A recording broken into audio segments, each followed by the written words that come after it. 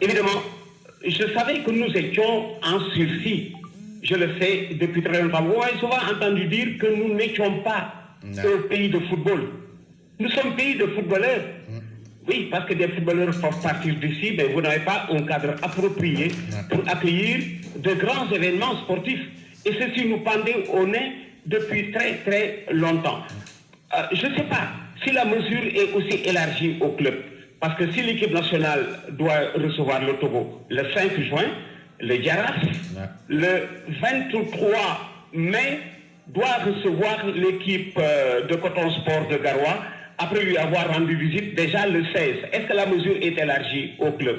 Si oui, il faut voir tout de suite comment remédier à cela. Et puis, pour un terrain de dégagement, attention, en 93, nous l'avons déjà vu, mais en 93, la CAF n'avait pas été élégante avec nous, parce que la CAF nous suspend et nous programme à Abidjan. Vous pouvez suspendre quelqu'un, mais vous ne choisissez pas pour lui le lieu où il doit recevoir. Parce qu'à l'époque, si on nous avait laissé le choix de choisir un terrain de dégagement, certainement on n'aurait pas choisi la Côte d'Ivoire, Abidjan, pour y recevoir la Zambie, je me souviens. On y avait fait match nul 0-0. Alors, pour cette fois-ci, j'ai entendu parler de la Mauritanie ou de la Guinée-Bissau parce que ce sont des pays voisins. Mais attention, le site le plus proche n'est certainement pas le mieux approprié pour nos footballeurs. Si, donnez-moi l'occasion de choisir un site pour accueillir les adversaires du Sénégal, j'aurais choisi le Maroc.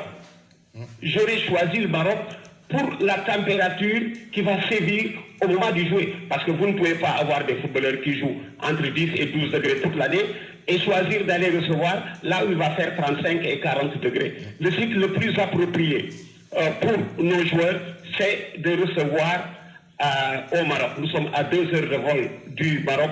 Ça me paraît approprié et ça vaut la peine du sacrifice pour se qualifier à la Coupe du Monde de football. Nous étions en sursis. Maintenant, c'est tombé. Il va falloir gérer. Évidemment, c'est que le plus gros du temps, ceux-là qui nous gouvernent dans ce domaine n'ont pas la culture de ce pour lequel ils sont dans le sujet.